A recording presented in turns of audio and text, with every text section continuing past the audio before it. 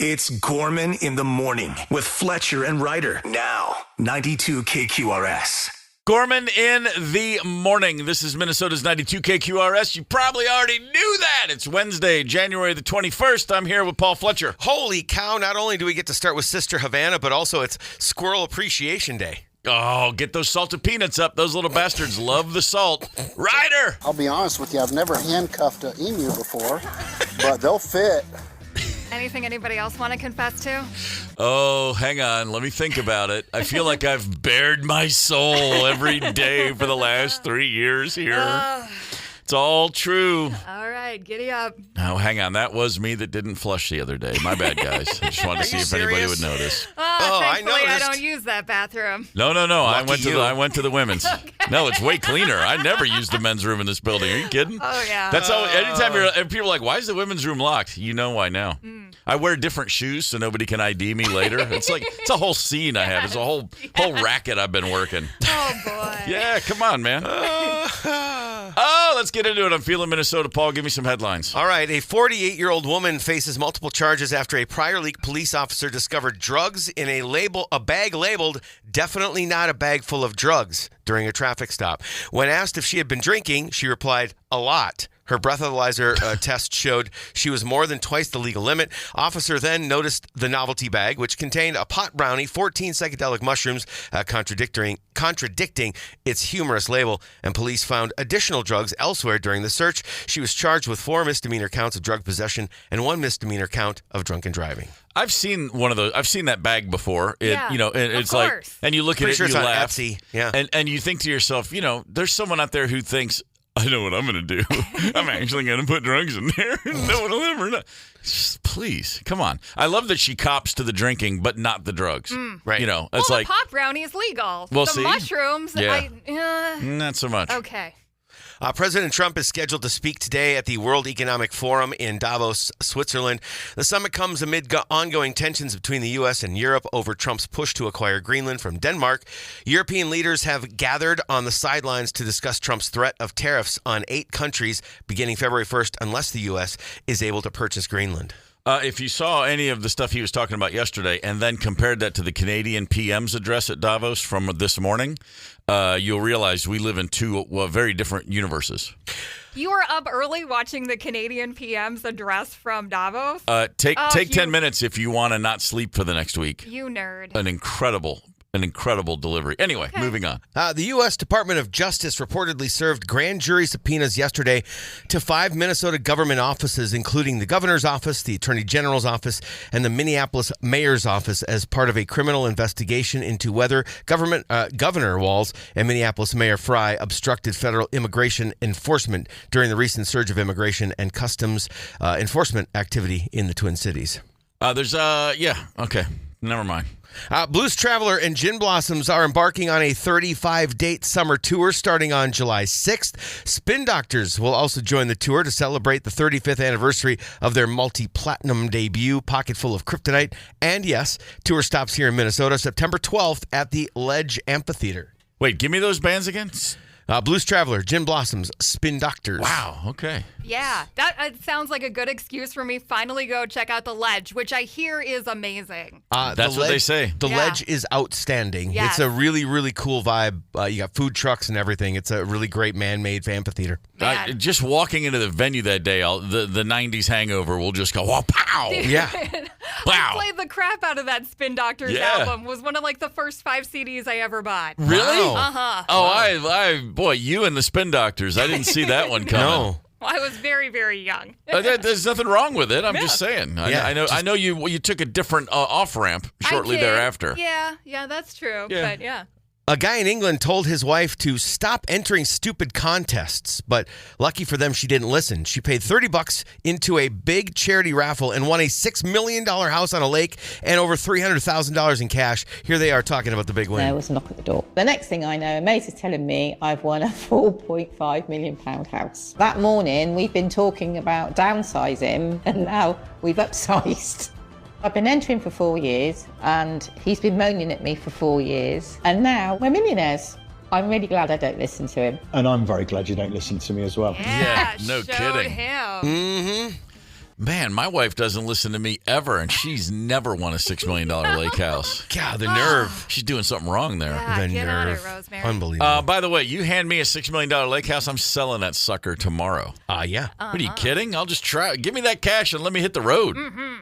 Anyway. Couldn't agree more. A super deluxe edition of Rush's 1984 album Grace Under Pressure is coming in March. The super deluxe includes a 4 CD plus Blu-ray set with remastered stereo mixes, a new mix by Terry Brown, and a live concert from '84. It also features exclusive bonus collectibles, new liner notes by Geddy Lee, and reimagined album artwork. Well, as they say, all the dudes you know will rush out for that one. Rush out for that one. I'm. You know what? I'm going to go see them this year. I'm looking forward to it. Okay, cool. You know, I mean, it's Enjoy. like, man, I was never like a Rush guy, but I always like them. You know, it's fine. Yeah. We're just sort of over there. Yeah. But when they announced that tour, my first thought was, by God, I'm going to go see those Of dudes. course. How could Have you seen them before? Yes, Okay. I didn't remember if you had or not. I did. I saw them once, and I just. It was enough. I mean, literally, I saw everything I needed to see, and I just was like, "Oh my God, that was incredible." Yeah. So it was a weird thing. It was the odd. I loved every second of it, but I don't need it again. There's not. I wonder if there's a whole. I mean, Yet you're going again. There's not a long list of. Well, that was 30 years ago. I mean, okay. I didn't think I'd get the chance. When they change, Ryder. when the tour ended 10 years ago, when they said that's the end tour, I was really sad. I was like, "What is wrong with me? Why didn't I go back and see him?" So I will now. Police in British Columbia got a surprise when they pulled over a modified Acura sedan for speeding recently. The vehicle had a few odd modifications, including makeshift rebar and duct tape in place of a rear window, a welded gate latch to secure the driver's side door. Officer that pulled the car over said it looked like it had been chewed up by Robosaurus. It's amazing this car could go that fast without disintegrating. The owner had put in some effort to hammer out the dents and spray paint the repairs, but his car was not roadworthy. I bet it sounded like this. Yes, it did. Sounds accurate. It's pretty good. The 22-year-old driver was given a speeding ticket and ordered to fix the issues. Wow. Fair enough. Think about that. That's pretty good. Yeah, duct tape back window. Fair enough. Last night. I'd be lying if I say I didn't use duct tape to do some type of car repairs. Oh, at sure. some point. Yeah. Hey, man, I was part of a plan to attempt to reattach a muffler to a Gremlin using a pair of men's briefs, some twine, and a Michael Jordan beach towel. I mean, that Hanes waistband would come in handy. It worked for a little while. Yeah. Yeah. We had to pull the car over when we realized we were on fire, but that's a story for a different day. Yes, it is. Was it the underwear that caught on That fire? story's actually you can find out all about that in my book, Hard to Handle: The Life and Death of the Black Rose. Good That was plug. my first ever gig with Mr. Crow's Garden, a road trip, and that's how it ended on I-75 and 3 a.m. in rural southern Georgia. Oh, man. I got a beach Car towel. on Here's fire some at 3 string. a.m.? Oh, boy. Hang on, let me see if I can use my underwear. That wasn't me. That was our buddy. Anyway. Wow. One story leads to another. The Minnesota Wild last night were 15 seconds away from going, holy crap, this was a great road trip. Two wins and an overtime game for the point. But Cole Caulfield, that nasty Scotty himself, scored for the Canadians with 15 seconds on the clock. A 4-3 loss. But that's okay. It was still a net positive road trip, to be sure. Especially as decimated as they've been. Absolutely. Tarasenko, 2 goals on the power play. Man, I mean, this has just been there was a tremendous 3-game run when you consider the fact that we still don't have Boldy, Eriksson, Johansson, Brodin, and Bogosian. Brodin will miss the Olympics now. Oh, damn. Yeah, that sucks. It is. That's a rough one. But hey, man, like I said, way better road trip than if somebody had said we're going out and we're missing 5 key components and you got 2 wins, you'd say we'll take it. Oh, and by the way, don't forget last night was the second of a back-to-back. That's exactly right. And the Canadians were not on a back-to-back. Certainly had more legs. Unlike the Wild, the Minnesota Timberwolves aren't working hard as often as they should. They lost to the Jazz last night, which that in itself is a nightmare. Wow. Ridiculous. Not only did they lose to the Jazz, they had a 15-point lead late in the third and lost to the Jazz because Keontae George had 43 points. If you had that on your bingo card, if you wagered on who? Yeah. Exactly. What? For a career high against the Timberwolves last night. That's a guy that in the Rudy Gobert trade, he ended up being a draft pick from all the picks that the Wolves sent over there. Okay. And so yet again, that trade continues to make us go, was it worth it? Here's a little something kind of cool, at least for me. The Major League Baseball Hall of Fame announced 2 new members. Okay. First of all, you got Carlos Beltran. Who cares? Great player. Awesome. Whatever. Cheated with the Astros to get that ring. Anyway, Right, garbage and can. Andrew Jones of the Atlanta Braves going in to the Hall of Fame. And for a lot of people who are going, really? Yeah, really. Let me tell you something. I was there when he first hit the scene in 1996. I saw countless Andrew Jones performances in center field for the Atlanta Braves. And I will say this. Despite the fact he 10 Golden Gloves as a center fielder. Oh, Let's just start that's very there. cool. Okay. He's completely 457 home runs. That's a lot. That's a ton. That's a ton. And as a rookie, Bobby Cox said he's got more talent than Willie Mays. This could be the greatest center fielder we've ever seen. And that, of course, hamstrung him throughout his career because everybody was like, where's Willie Mays? Where's Willie Mays? Yeah. Well, defensively, he absolutely was. And I saw him countless times. The ball would come off the bat, and you think, okay, no, there's no way he's getting that one. And he would always get it. It was the most... it was like watching CGI and going, that didn't just happen. I mean, countless times. I mean, and Twins fans know Kirby Puckett used to do that. Yeah. You when you have a center fielder that is a different breed, there's something so special about that. It's the most badass thing in the world for a center fielder to be one of those guys. He and Carlos Beltran, both center fielders for the record. This is only the 4th time ever that 2 non-pitchers that played the same position went in the same year. This never happens. Kind of crazy to think about. So Carlos Beltran, Andrew Jones, well done, gentlemen. Congratulations. Harris! Come on, Harris. Quick shot up 35, baby. Man, I think of Harris, and I think of Ed Harris, great actor, and a town in Minnesota both. There you have it. Yes. Yeah, what are you going to do? Okay, we are going to the movies. Next Friday night, we're going to go see Fargo at Imagine Willow Creek, and we want to have you join us. We're going to play a quick round of Know It or Blow It. We got Tammy and Woodbury on the horn. Tammy, good morning. Good morning. We're going to read a few lines of dialogue. We've got a scene here. We're scene actors today. We're going to give you a few lines of dialogue from a Coen Brothers film, and you tell us quite simply, is it Fargo or is it not Fargo? Got it? We got to give a lot of props to Tammy because I think there are a lot more people waiting to steal these tickets than we're willing to play. That's very true. And if nice having guts, Tammy. If Tammy gets this one wrong, yes, we will allow someone on the text line to steal. But let's assume Tammy's knows her Coen Brothers. All right, Tammy, we're going to read a quick scene here, the 3 of us, and then you simply tell us Fargo or not Fargo. Are you ready? Ready. You mean you busted out of jail? No, ma'am. We released ourselves on our own recognizance. What Evel here is trying to say is that we felt the institution no longer had anything to offer us. Fargo? Not Fargo. Say it again? Not Fargo.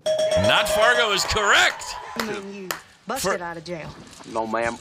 We released ourselves on our own recognizance. What Evel here is trying to say is that we felt the institution no longer had anything to offer us. Man, that was almost spot on. Did you record that maybe for Oscar consideration? Hey, Tammy, for a tip of the cap and a fist bump, what movie is that from? I think that's with Clooney and what is that? No. You're on the right track. Raising Arizona. All right. Oh, okay. Yeah. But you got You're coming with us. You got the part right you needed to get right. We'll see you next Friday night. Gorman in the morning. Coming right back. 92 KQRS. Streaming from 92KQRS.com. Gorman in the morning is back. 92 KQRS. Gorman in the morning. It's Minnesota's 92 KQRS. I just had this thought. That's us. The Cars, the name of the band, The Cars. Uh-huh.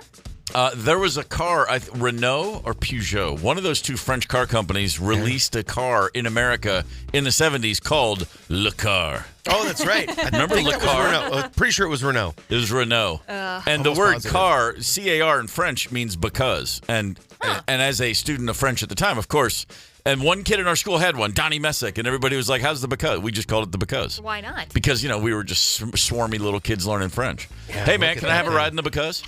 Looked like a triangle Kleenex box. It was fascinating.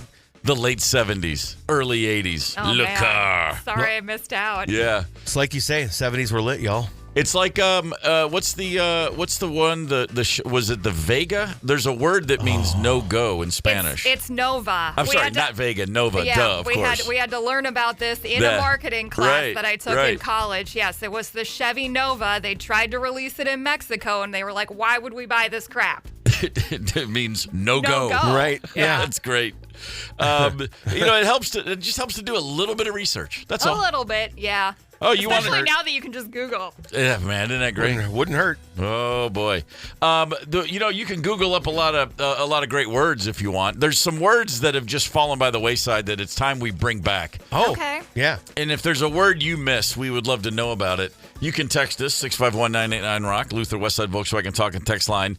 I love the word groke, G-R-O-K-E. A groke is someone who stares at your food while you eat, just hoping you'll offer them a bite. Ooh. We've all known a groke. Yes, they're grocery broke. That's exactly right. There we go. My buddy Chris does this all the time. How about, and we all have certainly experienced the lamprasado. A lamprasado is your friend who always shows up without money. Oh. And that was a different Chris. Oh, man.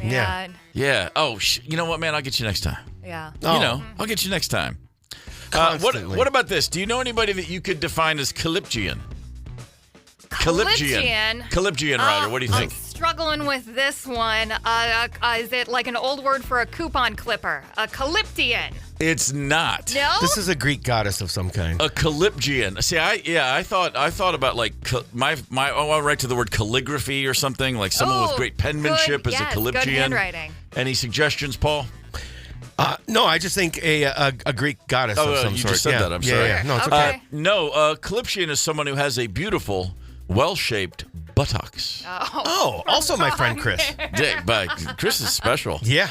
Oh, man. That is more attractive than dump truck or something like that. It certainly is. Yeah. I couldn't help but notice your Calyptian ways as you sauntered across the ballroom. Like it. Here's a good one. This one will be a little tougher. It just sounds too obvious. It's a word that if you did throw this out there, it would be, you want words that you can say and use without halting the conversation. Mm-hmm. This one I think is pushing it. Snollygoster. If you say, look at that snollygoster, it's gonna raise eyebrows. Snollygoster. Sounds like a British word for making out with somebody or doing something dirty. Ooh, the snog. Yeah, sure, right there. I think it's when you've got a nose full of boogers, something like that. You've got a serious booger backup going on. Well, I was over there making out with a snollygoster, wasn't I? We was first of all we was snogging, then I had to clean out a nasal, didn't I? No, a snollygoster is a shrewd, unprincipled person, especially a politician. Oh, that's true. There that you checks have out it. For sure. There you have it. What's the word you miss? What word should we bring back? 651-989-ROCK. Let us know. Talking about words we wish we still used. We can still use them. We just have to remind ourselves they exist. Fletcher on the text line. Oh, yeah. Rob just came in at the last second here. Rob from Buffalo, jumentis, having an animal-like odor. Okay. Man. Wow. Okay, but let's not bring back the animal-like odor. Let's everybody keep just the using word. the deodorant. Yeah. We'll use the word as, thank God no one has a jumentis vibe happening today. Philly from Stilly says he thinks we should bring back the word britches. I can't disagree. Britches is a good word. Britches is solid. Yeah. I remember the last time. Someone's a little too big for their britches. You have to throw in big 4 in front of that, I think. So if in case you're just waking up to the reality of the world we live in, it's going to get crazy cold over the next 72 hours. Oh, yeah. I saw Friday morning, 5 a.m., one of the local weather folks posted with the wind chill, we're looking at 45 below in the Twin Cities. Like 57 below at International Falls. I mean, it's crazy. Why are you saying this with such a big smile on your face? Because I'm just hoping that we have to close the building down for our own safety. Oh. So what we're actually I'm calling a 4-day weekend. What we're actually going to do in fact, I think we should leave right now. To the weather is talk to our buddy Matt Thurwey Friday morning about 7:05 or so. He'll answer a bunch of cool weather questions for us. I'm mentioning the weather because I'm going to spend the next few days locked in, not leaving the house, involved in a little something I call abligorition. That is where you spend lavish amounts of money on food, baby. We're going to stock up and gorge ourselves to get through the winter breeze. I knew it had something to do with goulash. That's what I was feeling when you said that word. Just all the hearty stews the world's ever offered. We'll be working those bad boys up all weekend. Now might be a good time for you to get one of those subscriptions to DoorDash so you can just repeat your order over and over again. I would never ask someone to get out in that kind of weather. Yeah, no. The smells coming out of our house are going to be legendary this weekend. It's Gorman in the Morning with Fletcher and Ryder, 92 KQRS. Tom Petty wrote songs because that's just what Tom Petty did. Yeah. Safe to say 24 songs from his catalog, pretty much everyone walking down the street knows. I mean, it's a ton. Oh, yeah. It is a ton. It's crazy. And he just wrote them because that's what he did. There's a million different reasons to sit down and write a song. Not too many people are ever sitting at home and think, hey, I'm going to write a song to help my wife get a job. That's not normally what you write songs about. It's not typical inspiration. But one dude in Chicago who's a musician on TikTok, he goes by the name Empty Heaven. That's his handle on TikTok. Boy, that's heavy. Was sitting at home, and he and his wife had relocated to Chicago, big city. Yeah. Don't know a lot of people. Mm-hmm. She's looking for work in the legal field. And he's thinking about it, and she's just, striking out. How do you even know where to start? So many law firms don't have an in. It's all about who you know, et cetera, et cetera, et cetera. And one night he's sitting at home thinking about how great she is at what she does, and it's crazy that she can't find work. One thing leads to another. He pulls out a little keyboard, and he posts a song about his wife's job search. Okay. Somebody hire my wife. My wife is an attorney. She's a lot smarter than me. She's looking for legal work in Chicago or remote. At legal writing, she's the GOAT. Let me tell you her experience. She's found appeals, vehicular, animal cruelty, and SVU. I swear to God, if you hire her, she'll be a great addition to your crew. Yeah. By the way, millions of views later. Job interviews set up. She's got some interviews. I've just read the most recent that I could find update. This is all from like 4 days ago. Okay. And she's already getting a flood of people commenting on her. Of course. Which, by the way, this has got to be one of the greatest all-time. I know enough about this couple just reading one story. He's a musician. She's a lawyer. We know what the dynamic's been for years. I know, really, honey. I think this next one's going to be the one. I'm going to get a deal for sure. She's covered. She's covered both their asses. She's covered all the bills. Mama. And dude, I mean, no musician ever gets off the mat like this. Yeah. Because now, not only does he get to continue just being a slacker musician, he gets to remind her, hey, we wouldn't have all this if I hadn't written a song to get you the job that you work hard to pay for all this. Man, that song came from the inspiration for that was fighting for his own existence. It's a win-win. Yeah, I like it. Not unlike the woman that Kevin Cronin of REO Speedwagon was married to, who came to him in the middle of their marriage and said, I feel terrible. I got to let you in on something. A couple years ago, I had a pretty steamy affair. It's over now, but I just thought you should know. And his response was to write, Keep on Loving You. And then after that was a hit, she divorced him anyway. So she paid for her own exit plan by coming clean. See what I'm saying? Wow. That's the long con of all long cons. Crafty. Yeah, so this guy, a little bit better story here. I'm kind of liking it myself. And you know what? Catchy little number. How do you deal with gross things in the world? I grew up with 5 older brothers. Gross was just part of my, life. I'm sure. There was always a weird smell. There was always a weird mess. There was always what is that? I don't know. Just spray it with Lysol. Right. Less questions, more action. You know what I mean? Yeah. That said, so I had a pretty healthy acceptance of sometimes things are gross. You just clean them up. It's okay. You can always wash your hands twice if need be. So I wasn't too freaked out by it. I wasn't a germaphobe. I wasn't a smellophobe. You just got used to it. That said, then I left that home, and then I went off and had my own life, and apparently got a little overly sensitive because then we had a baby. Okay. And I thought years of being a pet owner with a litter box and a dog that sometimes forgot where they were, that prepares you for life back in the world of grossness.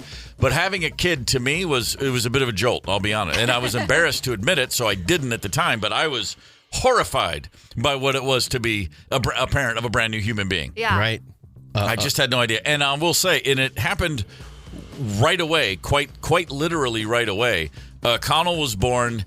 It was a very difficult situation, as they say. It was a very prolonged, difficult labor followed by an emergency C-section. It was one of those. Okay. Bad movie scene where for a minute there I'm like, this is not what's happening. My world's spinning upside down. Yeah. And I'm exhausted because I've been up for 48 hours.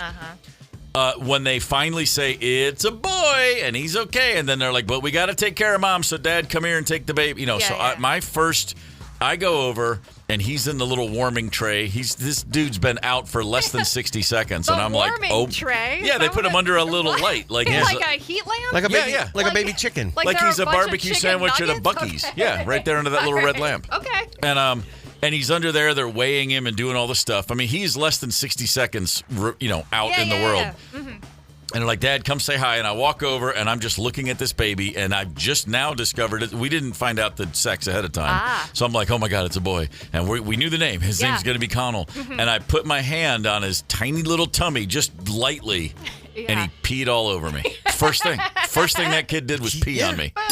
And I was like... That's how you do it? So he could already do that, huh? And it was like... Which I was fine. I mean, that did not gross me out at all. I was like, I'm just glad to know it's all working. But boy, over those next few months, was he screaming and crying the whole time? No, too? he was very quiet. Just chill, huh? No, he did cry right when he came out, and he was like, it's like, oh, he's a gentleman.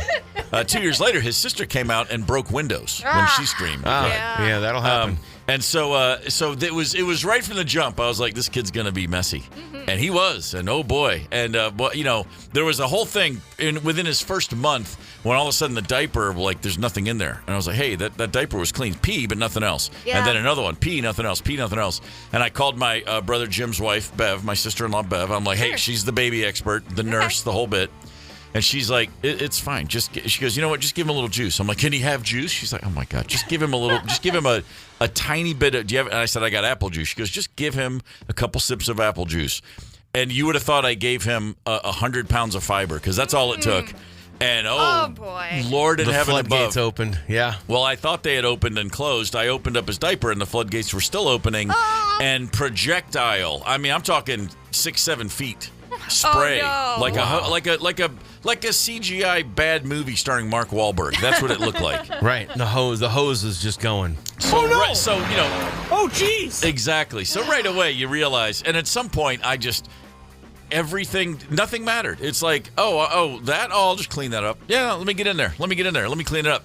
I helped a guy change a diaper in a bathroom at an airport. Not even my kid, didn't even know the guy. He was so outmatched and over his skis and freaking out. I was like, here, dude. And I just jumped right in there. And afterwards, I'm like, I mean, I saved the guy's day. Yeah. But at the same time, like, the fact that it didn't even occur, I was like, whatever. Because I could tell he was still like, it's gross, and I'm in a public place.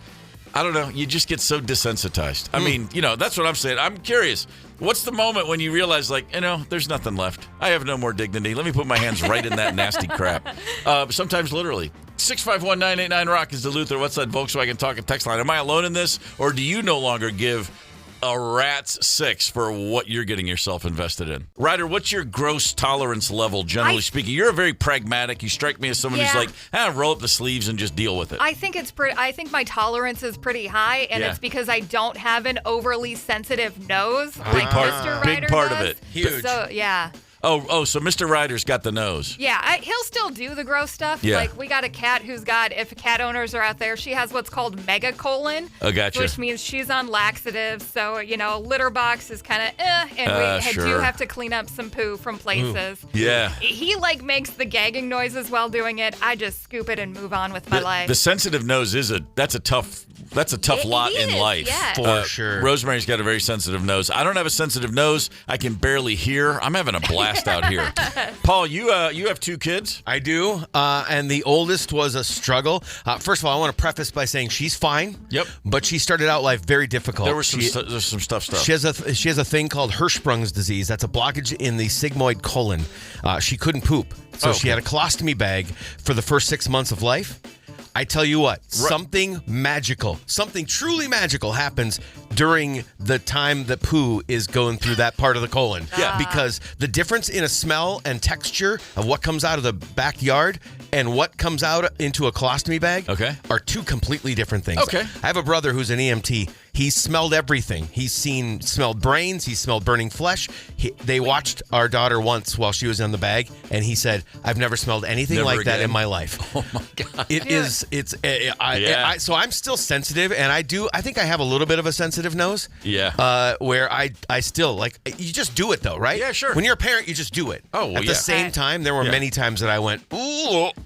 Side quest, I need to know what a brain smells like, so please get that description for me. Okay, I'll text him and let you know. Yeah, that was a pretty crazy story for another day. By the way, anytime anybody ever references brains in a conversation like that, I immediately go to the VHS in the 80s, passing it around the dorm. Have you seen, there was a movie called Faces of Death. And it was I remember that. Yeah, it was like the underground. Oh my God. And there was a scene in that movie where people were eating some sort of animal's brains. That's where my brain has gone for 40 years. I really and need. Like, yeah, that's a brain. Yep, that's exactly it. 651-989-ROCK is your Luther Westside Volkswagen talk and text line. Vincent from Green Bay says, I have triplets that are 22 now, but when they were just a year old, they got the flu all an hour apart, both ends, along with their mother. Sure. I just laughed. It was all fun. That's a brave way to look at it, Vincent. Shortly after, we have two different ideas of fun. Me and Vincent. We moved. We were just recently moved to Nashville. This is 2004. I'd been there about 2 months, and I'd already found some guys that I was playing with. There was a Wednesday night jam at this great bar called the Family Wash. It's no longer there. It was a whole world. It was one of the great universes ever created. Okay. And we would do a Wednesday night jam, and I'm there one night. It's like 10 p.m. The Connell's 4, Marley's 2, and I see I missed a call from Rosemary. Pre-smartphone.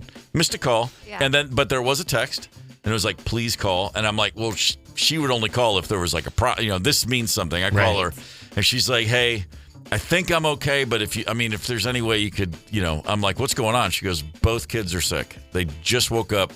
She goes, they're both throwing up. It's just a lot. And I said, yeah, it's fine. I'll come home. And I get home just in time to see, standing outside the bathtub, our bathtub, there's a 2-year-old girl and a 4-year-old boy, and they're standing there, and they've just gotten out of the tub because they had to get bathed. Yes. And then Connell decides, still got a little bit more, and he hurls all over the floor. And then Marley slips in it and falls into what he just hurled. And then she hurls more, and then he hurls on top of it. It was just nonstop. And I watched that happen, and I just, the whole thing took as much time as it did to explain. It was like boom, boom, boom, boom, boom. And I was just sounds like you were watching an episode of the Roadrunner and Coyote or something. It was. My God. It was one of those things where, in the moment, I was like, I will never forget this. This is the greatest thing I've ever seen in my life. And I mean, right back in the bathtub, but then I'm cleaning the floor, and Rosemary's washing. It was like, that was just one of those. That was just such an all-timer. I don't know what it is. I have such an issue. I still, to this day, have an issue with vomit. I don't know what it is, but really?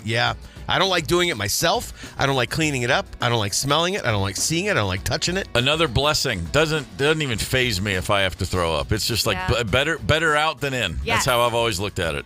Yeah, I wish I looked at it that way, for sure. Nah, not really an issue. 651-989-ROCK. One more from Mark in Eden Prairie. Nothing grosses me out after holding an old Cool Whip container under my kid's butt so he could poop in it, then use a popsicle stick to put some in a bottle for a lab test. Never signed up for that, but a sick kid makes you able to do anything. Won't mention projectile vomit on my shirts. Oh, sure. Fair enough. Why are the kids puking so much? It's like The Exorcist. I don't know what's happening. Hey, man, those little systems are great. There's no over. When you're an adult and you kind of feel, you're like, no, I'll be fine. Kids just like, back.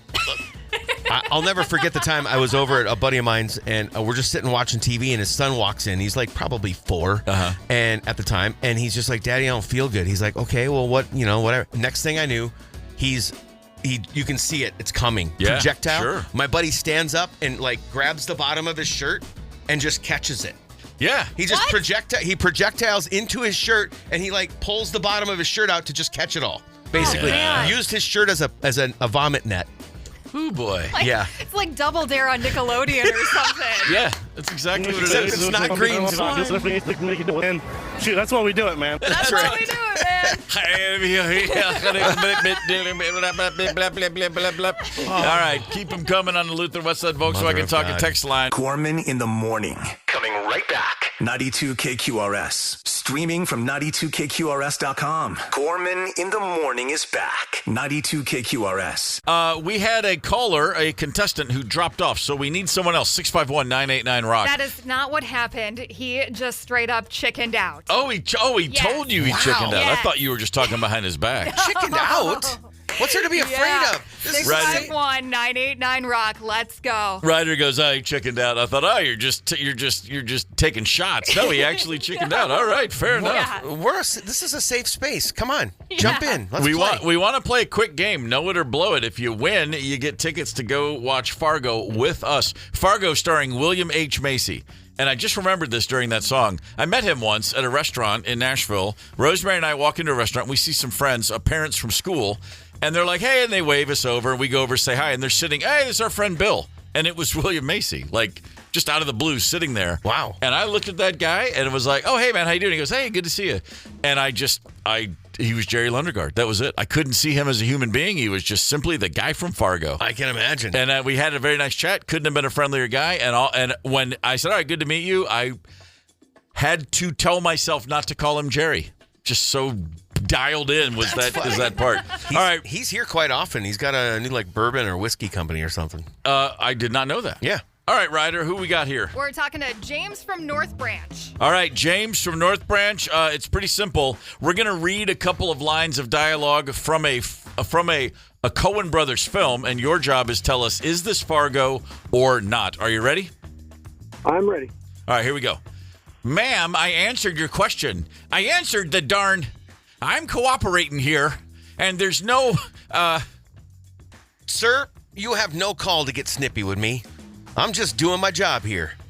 Fargo or not Fargo? Definitely Fargo. Definitely Fargo. Definitely. I even knew that was Fargo, and I haven't seen Fargo. I answered the darn... I'm cooperating here, and there's no... Sir, you have no call to get snippy with me. I'm just doing my job here. Yeah, baby. Hell yeah, James. Well done, James. We'll see you next Friday night. All right. Yeah, James, well done. Remember, Fargo or not Fargo? That is the question. Remember, we're not just asking you to show up and we're going to throw you in a theater and you can't talk the whole time. We're going to have a nice, solid happy hour before as well. So, well, hell yeah. Yeah. Let's have a bargument. All right. Bargument, what is that? It's a kind of argument you would have at a bar after 2, maybe 3 drinks. Okay. And one you could hopefully sustain through the glow of those 2 or 3 drinks. Okay, I got into you. your 4th, into your 5th, and whatever happens. Okay. A good old-fashioned bargument. A simple toss-up, if you will. You're losing reason, but you can hang on to your side. You might very well be losing reason. You never know. It just depends on what your tolerance is, I suppose. Your adrenaline level. Right. How angry you are at the person arguing with you. That'll keep you sober a couple extra minutes longer. That's true. And then the extra drinks you have because you're feeling hoppity. Oh, boy, when that adrenaline wears off. Whew. Man. Look out. And thus a bargument. Here's a nice simple one. Let's do Okay. it. Would you rather be too hot or too cold? That's so easy. Nice. Is it easy? Yeah. Really? Is it? I've had this bargument quite a lot. Really? In garages. And Okay. yes, after several beers. Okay. So, yeah. Do you have a fixed position? Oh, hell yeah. Really? It's too freaking hot. I would rather be too hot. You would rather be too hot than Yes. too cold. And Okay. I also want it to be extremely muggy. Like, I just want to be able to taste Got the it. air. Yeah. Like I'm in a freaking jungle. Thank you, Axl Rose. There you go. And okay, can you support this? A girl after my southern heart. What do you mean support it? It's way better than being too cold. You can't feel your fingers anymore. Stuff starts to go numb. See, I would say here's where my brain immediately Boogers went. freeze. Too hot or too cold. There's a point in time when you're getting to either state. during which I'd say I'd rather be cold. But when you actually arrive at cold, then it's hell on earth. And sorry, give me the sauna. You know what I mean? Like if I'm going to be if I'm going to be a little overwarm or a little chilly, I'm always like, I'll take the chilly. But then there's a line when it completely flips, and it doesn't take too long to get there. Yeah. My initial thing is rather have a little chill. But when you get to the point where, yes, you're like, your fingers and toes are starting to feel a little cold, the minute I start to shiver, or if my teeth go, then I'm that just, quick chatter? then No good. get me out. I will take the soupiest of jungle environments all day long. I'm very comfortable with humidity. I will sweat with the best of them. It's not a problem. So I'm with you on that one, Ryder. Methinks we're going to get a differing viewpoint now from Paul Fletcher. The thing is, the phrase "sweat like a pig" is inaccurate because pigs don't sweat. Right. I sweat like a big, fat, ugly donkey. Oh, okay? really? Okay. I mean, if it's 75 degrees and I exert myself at all, and this isn't just when I'm out of shape like I am right now. I'm talking even when I was thinner and in shape. I just sweat like You're one of those guys. A hooer in church. Yeah. Okay. And so I get what you're saying, where the on the way to being cold. I agree with that wholeheartedly. That said, I'd still rather be cold because I'm drenched. I feel disgusting. Okay. I'm swallowing sweat. It's pouring out of everywhere on my person. Wow. And I'm super uncomfortable. All right. And I want nothing more than to just dive into a bath of ice water. Your brain is saying one thing, but your body is definitely saying another because sweat is how you air condition yourself. And your body seems to be cranking through that, man. That's an awesome theory. Yes. I wish So I your would ever body feel any is level of on our side. I would love to feel any level of air conditioning from the sweat that I emit constantry. That's what it is. I hate your it. body is air conditioning. I understand that. It just doesn't. My air conditioning system needs to be. Maybe I need the refrigerant to be refilled because my air conditioning unit does not work anymore. Brain one direction, body another. At a friend's place in El Paso, Texas, one time, and it was an incredibly excruciatingly hot day, and he had some family members, and they were just eating jalapeno peppers. And they said, "Oh, it makes you sweat, it heats you up, but then that cools you down." And I was like, "Okay, I'll try it." And all I was more miserable, and my mouth was on fire. I was like, I shouldn't have jumped right into the deep end with the locals. Did not work at all. 651-989-ROCK is the Luther Westside Volkswagen talk and text line. No shortage of messages coming in on the Luther Westside Volkswagen talk and text line. Big Lake Nate says, I'd rather be cold because if I take too much off, it becomes decent exposure. I'm not sure that's how he meant it. But okay, fair enough. I like it. Mouth's got the other side. Mouth says extreme hot. You can always take off your clothing until you're in your birthday suit. That's when things get interesting. Yes. I'm going to a party at Mouth's house. Fair enough. Yikes. Ryder, you talked to somebody. You talked to Louie? I chatted with Louie on the phone, and if we were at the bar, this is exactly the point that somebody made. So we said, would you rather be too hot or too cold? And his point was, if you're too cold, eventually your body just shuts down and you kind of go to sleep. If you're too hot, you're lucid that whole entire time. This might be a bargain for a different day. Would you rather freeze to death or burn to death? Oh, my God. And he was definitely on the freeze to death side. So very valid points. Yeah, I'll take that as a win.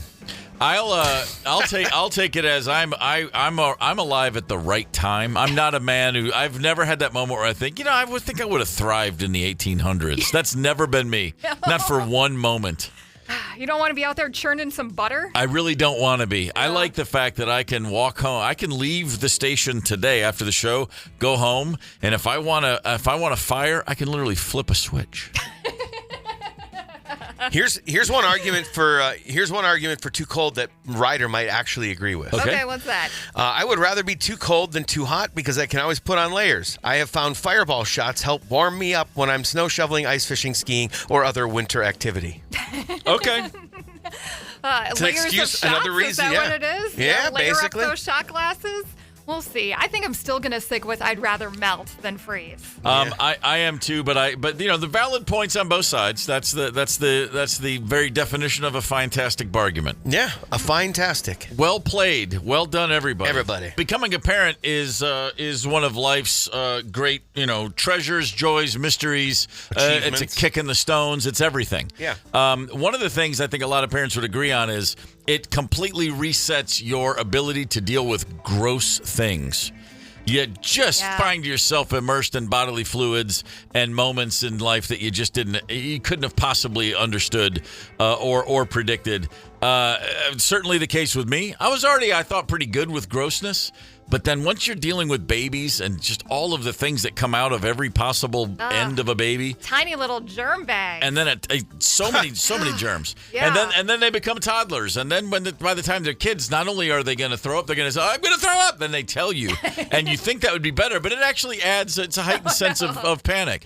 It's like in the martial arts. They say when you go like, yeah, it's part of that is to scare the person you're about to hit even more, to make it worse for them. Okay. Right. Maybe that's not true. Maybe I'm making that up. But anyway, when a kid's like, I was with you. You know, and when a kid just jumps up and runs into the room and goes, I just went boom. And you're like, oh, really?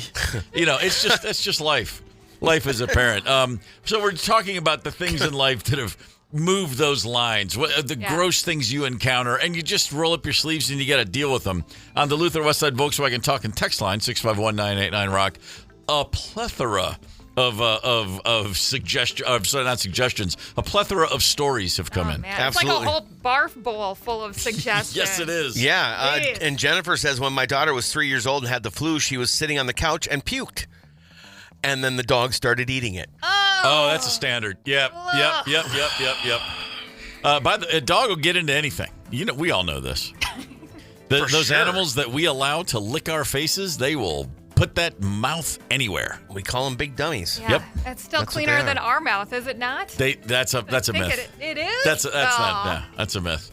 I mean, maybe. I mean, last I checked, I haven't gone over and licked someone else's dump anytime lately. I can tell you that. Gorman in the morning. Coming right back. 92 KQRS. Streaming from 92KQRS.com. Gorman in the morning is back. 92 KQRS. Gorman in the morning, Minnesota's 92 KQRS. There was a study conducted, one of those studies that when it's all said and done and we look at the information gathered and the conclusions reached, we go, yeah, duh.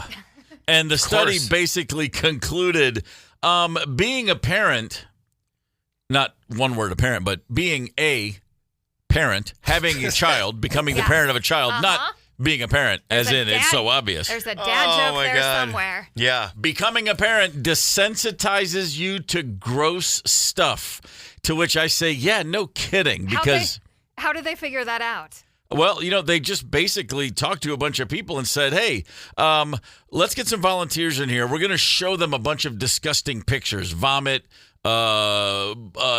feces, urine, just stains and soaks and piles and puddles. And we're going to see how fast it takes people to click away from really disgusting images. So about half the volunteers were parents and about half weren't. And the ones who were non-parents were way more likely to immediately click away in disgust. The ones who did have kids, not only did they not click away as fast, they were pretty much unfazed. It's like, yeah, I've seen that. I mean, it's no different. Hey, man, if you get the bump from vice to homicide, you're going to see some gross stuff, and you're going to get used to it. You know what I'm saying? As a veteran of many a cop show, I can speak from experience. I think I would have thrown their study askew because I would have clicked right off. I don't want to see it. If it's my kid, I'll deal with it. I don't want to see it. But if you can't, if someone says, "Hey, but does it turn your stomach?" The point is, once you're when you bring the babies home, you're just getting yourself into all kinds of things. Yeah, you are. At the end of the day, you're just like, yeah, whatever. That might have freaked me out a long time ago, but now it's just Tuesday. Yeah. That's all it is. 651-989-ROCK is your Luther Westside Volkswagen talk and text line. Jeff's got a different angle. I like this one. Once you are reaching into a cow shoulder deep to turn a calf around so that it can be born and they tend to crap on you at the same time, there isn't much after that grosses you out. Yeah, that's very true. Okay, cow poop is definitely different than human poop. You learn a lot about nature being on the farm. Yeah, I've spent quite a bit of time on the farm as well. Yeah. I dated two different girls, one in college, one in high school. Two girlfriends of mine in the past both grew up and lived on farms, and it's an entire. It really is. Now I lived in a small town, and a lot of people, when later in life, would be like, "Oh, you're from farm." I'm like, "No, but I wasn't on a farm. I was actually in the town. Yeah. I had a yard. That's all I had." Okay. When you're go 6 miles out, and then that's a farm, and there's all these things. And both those girls, wonderful women both, their approach to everything in life was immediately and obviously very different because, Sure. just that's nature. They were living in a daily existence of, that happens. Yeah, I'd be like, what's that horse doing? Your chores were to make your bed. Their chore was shoveling cow poop. Yeah, exactly a little different. Right. Very, very different situation. Let us know if there's something that you can say where if you're going to blow our hair back, go for it. 651-989-ROCK. That's your chance to do it. We've been talking about just gross stuff, just nasty stuff. The kind of stuff you get used to if you're a parent. Yeah. Desensitization. Not a pretty word, is it, H.I.? Got anything else, Paul, or we run the gamut? Recidivism. Recidivism. I got one more from Tubby. My sister and I were at a restaurant in Florida, and while ordering, saw a giant flying palmetto bug do a high dive right into the salad bar, landing in a bowl of dressing. Minutes later, we watched a guy go up, make a salad with the same dressing the palmetto dove into. That'll happen. I followed up with Tubby and said, "Did you warn him?" They said, "No, we were too busy laughing."